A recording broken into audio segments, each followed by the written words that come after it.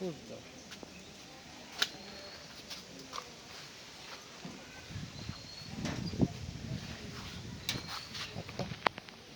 আশেপাশে ভালো আছেন? ভালো আছেন? হ্যাঁ বাবা, এখন বর্তমানে ঘর দরজার দিকে ভালো, খাটা খুঁটার কমে গেছে বাবা, খাওয়া দাওয়ার সমস্যা নেই। খাওয়া দাওয়ার সমস্যা? হ্যাঁ, সরকার থেকে ঘরটা দিচ্ছে, এখন বর্তমানে আহ, একটু ভালোই শান্তির ঘুম টুম পাইছি বাবা, খুবই অভাব আমার। আচ্ছা, আগে তো আপনি যে বাড়িতে ছিলেন ওটা তো আপনার নিজের বাড়ি ছিল না, তাই না? না, পড়ার জমি বাবা ওটা। মানুষের জমি। তো ওখানে কত বছর ছিলেন? এ বাবা, 71 পাঞ্জাবের আগে হিনি বাড়ি বাবা, আমার স্বামী বিয়ে না করতেন ওখানে ভাষায়। আহ, তো ওখানে ছাড়া এতদিন পরে ছাড়া দেওয়া লাগলো কেন? মানে জায়গাটা ছাড়া দিতে হলো কেন?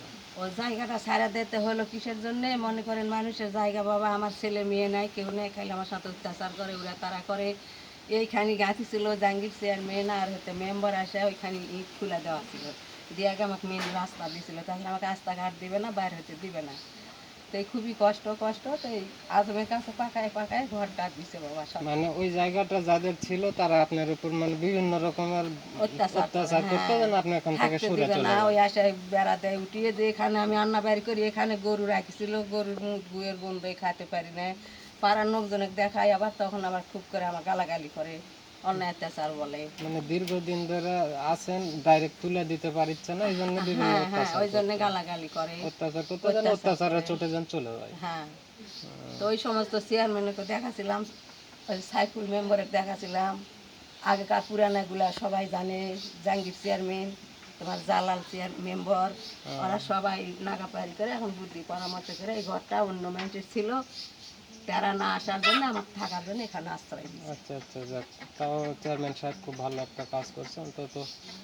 যে কয়দিন আল্লাহ হ্যাঁ হায়াত দিয়ে রাখছে, হয়তো এখানে থাকেন, খুব ভালো। তো এখন আপনার মানে আপনার তো জায়গা জমি নাই, নিজের বাড়িও ছিল না, যেটাই ছিল সেটা মানুষের জায়গায় ছিল। এখন সরকারি একটা জায়গায় চেয়ারম্যান সাহেব মানে যে কোনো ভাবে থাকতে হ্যাঁ দিছে। দিছে। তা অন্যান্য জমি নাই যে সেখানে আবাদ ফসল হবে। না, তা আমার এখন দিছে না। আপনার চলাফেরা, খাওয়া দাওয়া বা ওই ওষুধপত্র তো এগুলো বলেছি বাবা, কিভাবে? যে পায়ের হাড় বৃদ্ধি হয়েছে, হাঁটতে পারি না, কোথাও ভালো মতন যেতে পারি না, আরে বাড়ির কাছে কাছে একটু ঘোরাঘাড়া করে খাওয়া দাওয়া করে কোনো রকমের জীবিকা নির্ভর করি মানে বাবা। এর কাছে হাত পেতে নিয়ে সেটা হ্যাঁ দিয়েই হ্যাঁ, চলতে হচ্ছে না? এই যে এই পায়ের হাড় বৃদ্ধি হয়েছে, কেউ বলেছে 10,000 নেই, কেউ বলছে 5,000 নেই, এখন কোথায় সে টাকা সে পয়সা এত পাবো? টাকা গোছাবেন কিভাবে? হ্যাঁ, ওই জন্য পারতেছি না তো যাবো বাবা। হুম। এই তা এলার এমনি মধ্যে সাময়িকভাবে কোনো ওষুধ খাচ্ছেন না? ওই ফুটপাতে একটু করে খাচ্ছি। মানে কোনো রকম ভাবে জীবন বাঁচানোর তাগিদে হ্যাঁ যেটা খাওয়া দরকার সেটাই হ্যাঁ, সেটা খাচ্ছেন? একটু খাচ্ছি, আবার ব্যথার বড়ি বেশি খেলে কিডনি সমস্যা হবে, এটাও ভয় দেখাচ্ছে লোকেরা।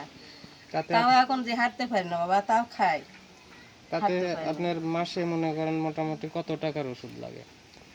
মাসে মনে করেন ওষুধ খাইলে তো নিম্ন তো 2,000 3,000 টাকা খাইলেও ফুরাবে না, কিন্তু অথচ আমি অত দূর খাতে পারি না, কষ্ট মানে নির্ভর করে। টাকা এই যে জোগাড়। ডানাটা এইভাবে জাগাতে পারি না বাবা, এটার মধ্যে শুধু ব্যথা আমার। উম, আমার যে পায়ের গোড়া তো দেখালামই, এই দেখেন একটু হাত থাক দিতে থাক থাক থাক থাক। কত, দেখেন কি সমস্যা আমার।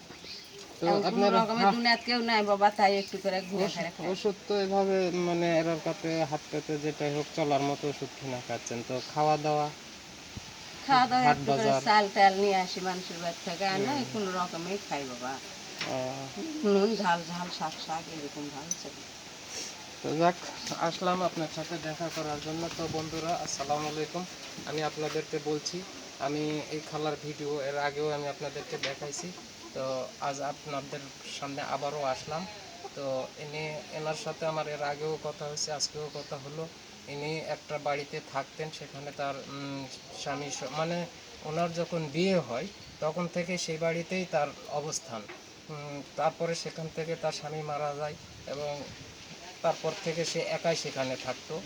কোনো রকম একটা কুঁড়ে ঘর ছিল, মাটির ঘর ছিল, কিন্তু ওই জায়গাটা তাদের নিজের ছিল না।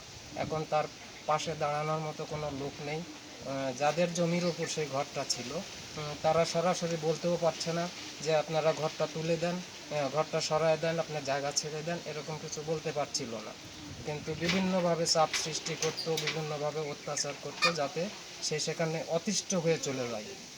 তো যাক, এমন পরিস্থিতিতে এই ইউনিয়নের চেয়ারম্যান সাহেব, উনি খুব ভালো ব্যক্তি, তো উনি তার সাথে সমন্বয় করে কথা বলে তার কষ্টটা উপভোগ করে এখানে একটা থাকার মতো একটা জায়গা করে দিছে, এই যে দেখছেন এখানে থাকার মতো একটা জায়গা করে দিছে। তো আল্লাহ পাক তাকে যতদিন বাঁচিয়ে রাখে ততদিন পর্যন্ত হয়তো সে এখানে থাকবে, কিন্তু তার আর্থিক কোনো অবস্থান ভালো না, তার কোনো জমা জমি নেই, তার থাকার জায়গা তো বললামই। তিনিও একজন অসুস্থ মানুষ, এর ওর কাছে হাত পেতে চেয়ে চিনতে কোনো রকমভাবে চলে।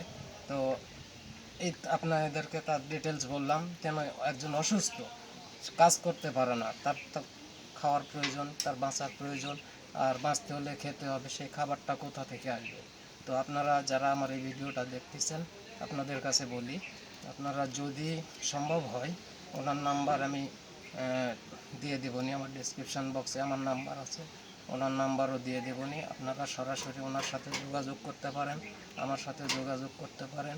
ওনাকে দুমুঠো খাওয়ার জন্য আপনারা একটু সহযোগিতা করবেন। উনি বড় কিছু আবেদন আপনাদের কাছে করছেন না, তার হয়ে আমি আপনাদেরকে বলছি যে তার বাড়ি গাড়ি এরকম কোনো কিছু বড় চাহিদা, এরকম কোনো চাহিদা নয়।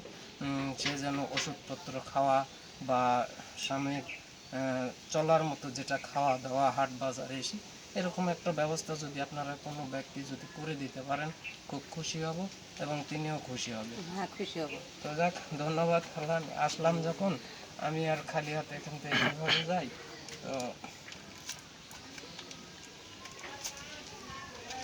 আমি যেটা দিলাম এটা নিয়ে একটু খুশি হবেন, খুশি দোয়া হয়েছি, করবেন, খুশি আর হয়েছি বাবা। আমি চেষ্টা করবো দেখি ভালো রাখে, ভালো আপনার থাকে। জন্য যদি কিছু করতে পারি, আমার বন্ধুরা যদি আমার ডাকে সাড়া দেয় তাহলে আপনার জন্য কিছু করার চেষ্টা করব। পারবো এটা বলতে পারতেছি না, না, এর আগেও বলছিলাম চেষ্টা করব, কিন্তু এখন পর্যন্ত ওইভাবে হ্যাঁ, কিছু করতে accident পারিনি, হয়েছিলাম, সেই যার সময় জন্য করেছি আবারও বাবা। আবারও নতুন করে আবার চেষ্টা করতেছি, দেখি এবার যদি এই যে কিছু হাতটা করা দেখলে যায়। বুঝতে পারেন বাবা, জেলে তো বেটা দেখতে মানা করছে না, দেখা নাই বলে না, খালা থাক। এই হাতটা দেখলে বুঝতে পারবেন কত সেলাই সব আছে। মানুষের সব অঙ্গ দেখানো যায় না। হ্যাঁ, আপনি একজন মহিলা মানুষ, আপনার সব অঙ্গ তো আপনি ভিডিওতে হ্যাঁ, দেখাতে পারবেন না। না। বন্ধুরা, আপনারা বুঝে নেন যে উনি অনেকটাই অসুস্থ, অনেকটাই। আমার যে হাড় বৃদ্ধি হয়েছে পায়ে, অনেক টাকা নেবে, অপারেশন মানে করা নেবে বলে। সাধারণভাবে চিকিৎসা করতে হলে ডাক্তারের পরামর্শ অনুযায়ী কমপক্ষে 20,000 টাকার দরকার নর্মালি চিকিৎসা করতে হলে। আর এই চিকিৎসা নর্মালি চিকিৎসাতে সে ভালো হবে কিনা সেটাও কোনো গ্যারান্টি নেই, কিন্তু তারপরেও নর্মালি চিকিৎসা করতে 20,000 টাকার দরকার, কিন্তু তার 20 টাকা বের করার মতো কোনো ক্ষমতা নেই। ক্ষমতা নাই। ওর কাছে আপনার কাছে চেয়ে 20 টাকা সে পাবে, কিন্তু 20,000 টাকা সে কোথায় পাবে। আপনারা অনেকেই দানবান ব্যক্তি আছেন, মানবতার কাজ করেন, বা আপনারা ভবিষ্যৎ পরকালের ভাবনা ভেবে অনেকে অসহায় মানুষের সাহায্য করেন। আপনারা যদি চান যে ওনার এই অবস্থানে যদি তাকে কিছু একটু করবেন, দেখেন এই যে এখানে দেখেন, এখানে কিন্তু সে পাটপুরের কাছে, এখানে এই যে বৃষ্টি হলে পানি পড়বে, মানে এই যে 1 ফদ্দ 2 ফদ্দ টিন, এই টিনটা দিয়ে কি এখানে যে পাক করে খাবে, কিন্তু সেই পরিবেশও তো নাই। এখন যদি বৃষ্টি আসে, তার মানে পাক করার অভাবে তার খাওয়া বন্ধ হয়ে যাবে। তো আপনারা দেখেন, সব কিছু বিবেচনা করে যদি পারেন কিছু সহযোগিতা করবেন। ধন্যবাদ, সবাই ভালো থাকবেন। আসসালামু আলাইকুম।